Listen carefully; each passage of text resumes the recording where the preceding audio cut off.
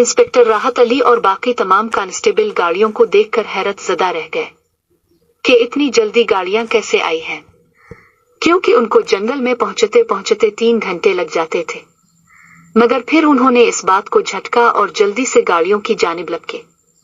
फिर जल्दी से दरवाजे खोले और गाड़ियों में जा बैठे।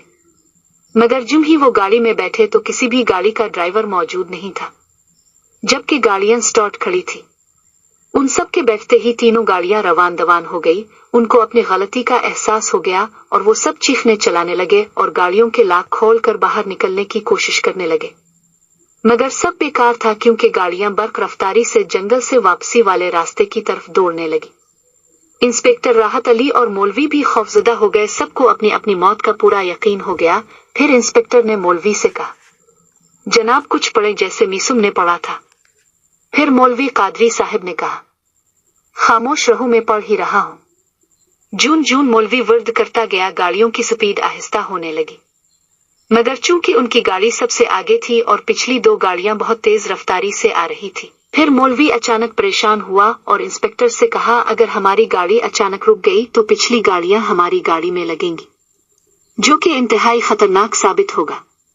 तमाम नौजवानों को फोन करके कहो कि जोर जोर से वर्द करना शुरू कर दे। इंस्पेक्टर ने अपने कांस्टेबल्स को फोन मिलाया, मगर उन सब में से किसी का नंबर भी नहीं लगा।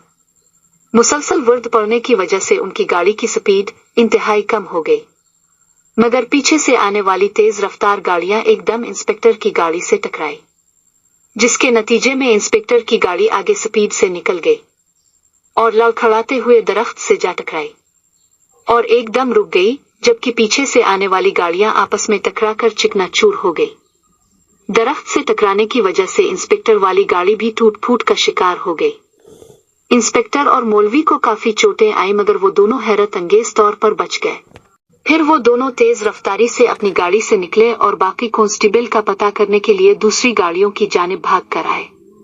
मगर बदकिस्मती से वो तमाम नौजवान खत्म हो चुके थे। उनकी लाशें पहचानी नहीं जा रही थी। इंस्पेक्टर और मौलवी सूरत हाल देखकर जोर जोर से रोने लगे और मदद के लिए पुकारने लगे, मगर वहां कोई भी नहीं था। इंस्पेक्टर ने अपनी गाड़ी में जाकर अपना मोबाइल ढूंढा। एक गिरा पड़ा था। मोबाइल भी काफी टूटा हुआ था, ताहम इसने अपने ऑफिस कॉल मलाई जो खुशकिस्मती से उठा ली गई। फिर राहत अली ने तमाम वाकया बताया और मदद के लिए बुला लिया। इंस्पेक्टर राहत अली ने मौलवी से कहा, पता नहीं मीसुम और लड़की आशी के साथ किया हुआ होगा, क्योंकि वो तो खुशकिस्मती से उन गाड़ियों में बैठने से बच गया, मगर वहां जंगल में भी तो वो खौफनाक डाइन मौजूद है, इसलिए इन दोनों की जिंदगी भी काफी खतरे में होगी। मौलवी ने कहा, सर आप ठीक कह रहे हैं, मगर मीसुम एक बहादुर नौजवान है, फिर मजहबी इल्म भी है इसके पास, इसलिए वो अपना बचाव कर लेगा। जिस तरह इसने मेरी रहनुमाई की है, हम भी इसके इल्म की बदौलत बच्चे हैं। मौलवी की वजाहत सुनकर इंस्पेक्टर मुतमईन हो गया। फिर वो अपनी गाड़ियों के साथ बैठकर ऑफिस से आने वाली मदद का इंतजार करने लगे। मैं हैरत से इन गाड़ियों को बर्क रफ्तारी से जाता हुआ देखता रहा, जो बगैर ड्राइवर के दौड़ी चली जा रही थी। फिर मैंने खौफजदा होकर आशी को अपने कंधे से उतारा और जमीन पर आराम से लिटा दिया। फिर मैंने उधर उधर देखा, शायद कोई मदद मिल जाए यहाँ से निकलने की। मैं अपनी गाड़ी वाली जगह पर दरख्तों को गौर से देखने लगा। मैंने मखसूस वर्द करके इन गिरे हुए दरख्तों पर फूंक मारी और खुद बढ़कर एक दरख्त को उठाना चाहा। मेरी हैरत की इंतहा न रही जब दरख्त एकदम खड़ा हो गया। मैंने खुशी खुशी बाकी गिरे हुए तमाम दरख्तों के साथ यही हरबा इस्तेमाल किया, जो कामयाब रहा। जल्दी से मैंने गाड़ी ट्रिंग की और इस जगह आया जहां आशी को जमीन पर लुटाया था। मगर एक और झटका लगा मुझे जब मैंने आशी को वहां से गायब पाया। खौफजदा होकर फिर गाड़ी से निकला और आशी को ढूंढने लगा, साथ साथ इसे पुकारता भी जा रहा था, मगर जंगल की खामोशी में सिर्फ मेरी आवाज गूंज रही थी। फिर मैं और तेजी से दौड़ने लगा। एक जगह मुझे हल्की से आहट सुनाई दी। मैं इस संत लिपका, ऐसे लग रहा था जैसे हुआ कि तेज सर हो और कोई मेरे पीछे तेज कदमों से चल रहा हो। जब मैंने पीछे मोड़ कर देखा तो कुछ भी नहीं था। मैं अपने हवास बहाल रखते हुए हिम्मत करके चलता रहा कि शायद आशी मिल जाए तो इसे जंगल से निकाल कर बाहर ले जाऊं, क्योंकि अब तो रास्ता भी साफ हो गया था गाड़ी के निकालने का। अभी कुछ कदम मजीद चला तो सामने वही लंगड़ी छेमी डाइन मुझे अजीब तरीके से एक जानिब जाने का इशारा करने लगी। मैं ठिठक कर रुक गया। कि ये डाइन पता नहीं कहाँ भेजना चाह रही है मुझे रुकता देखकर इस लंगड़ी डाइन ने उधर उधर देखा, फिर मेरी जानिब आने लगी। वर्द करने की वजह से मैं बेखौफ होकर खड़ा इसे अपनी जानिब आता हुआ देखता रहा।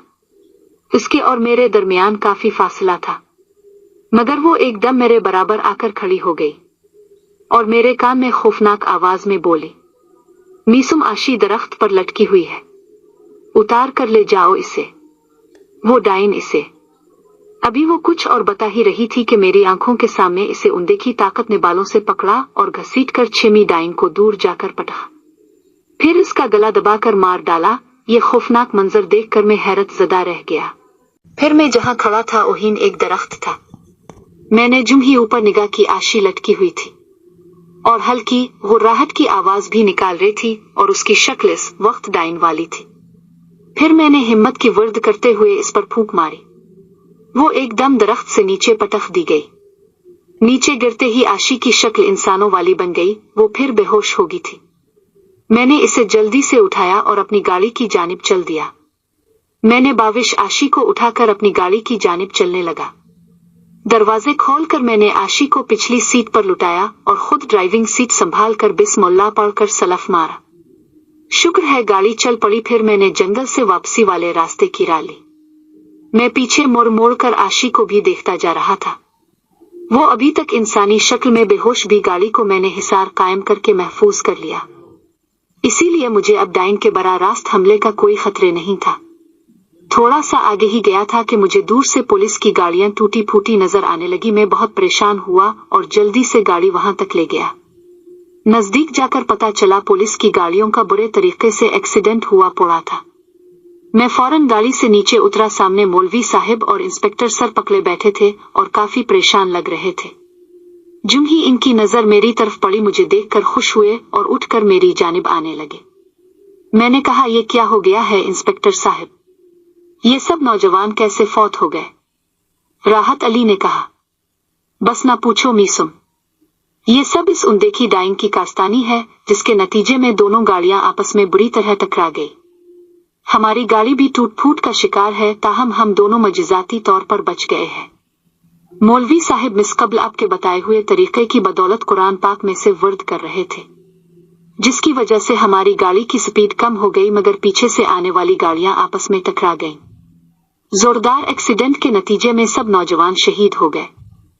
अब हम दोनों बैठे इमदाद के मुंतजिर थे ताकि कोई और गाड़ी आए और हम इस खतरनाक जंगल से बाहर निकल जाएं। शुक्र है तुम आ गए हो।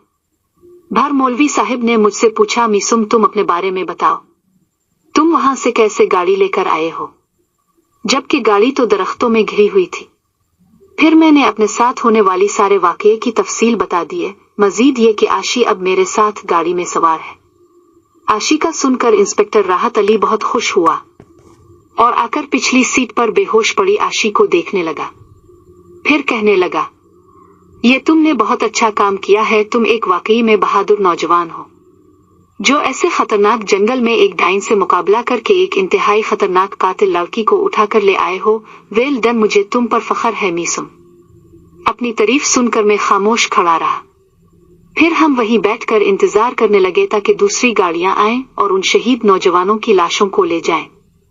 तकरीबन 2 घंटे के इंतजार के बाद पुलिस की मजीद गाड़ियां आई। फिर वो उन नौजवानों की लाशों को उठाकर ले गई। मौलवी और इंस्पेक्टर भी उनके साथ रवां दवां थे। फिर इंस्पेक्टर ने मुझे कहा, आशी को होश में लाकर इसे थाने ले आओ, हम इसे अभी अपने साथ लेकर चलते, मगर आशी से हमें डर लगता कहीं वो फिर डाइन बनकर मजीद लोगों को कत्ल न कर दे। मैंने कहा, ठीक है इंस्पेक्टर साहब, आप लोग चले, मैं इसको होश में लाकर थाने हाजिर हो जाऊंगा। मेरी बात से मुतमईन होकर वो सब रवाना हो गए। फिर मैं भी उनके पीछे पीछे चल पड़ा। बाकी सफर में कोई भी नाखुशगवार वाक़या रूनुमा नहीं हुआ। शहर पहुंचकर मैं सबसे पहले आशी को अस्पताल ले गया। चेकअप के बाद कुछ ही देर में वो होश में आ गई।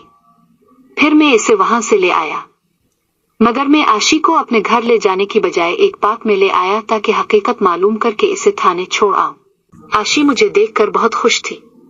फिर वो पहली बार लब खोलते हुए बोली, मैं तुम्हारी बहुत ममनून हूं, तुमने अपनी जान पर खेल कर मेरी मदद की है, मगर मैं जिस अजाब में हूं इससे निकलने के लिए अभी काफी वक्त दरकार है।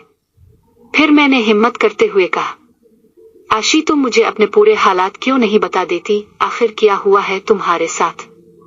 तुम डाइन क्यों बन जाती हो? फिर कत्ल गारत शुरू कर देती हो? मुझे तुम बताओ, शायद मैं तुम्हारी कुछ मदद कर सकूं। ठीक है, मैं तुम्हें सब बताई हूँ, मगर मुझे पहले किसी महफूज जगह ले चलो जहां तुम मुझे हिसार में बैठा कर पूछ सको, वरना यहाँ कुछ पता नहीं अगले लम्हे मेरी और तुम्हारे साथ कुछ नया हो जाए। ठीक है आशी, चलो फिर यहाँ से। फिर मैं आशी छोटिये को अपने घर आया।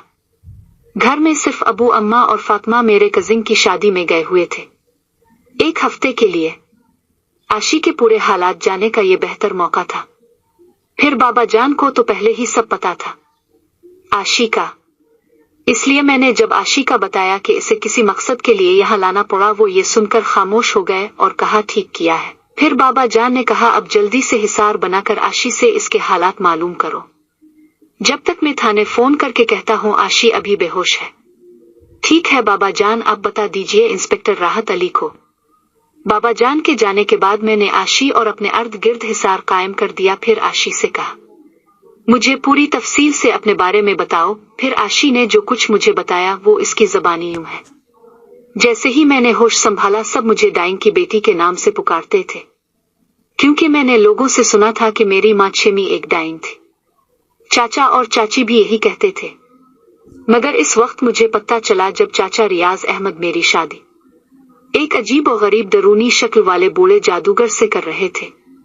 फिर मैंने वो तमाम हालात छप कर सुन लिए कि कैसे उन्होंने मेरी माँ को जबरदस्ती जादूगरी पर मजबूर किया था।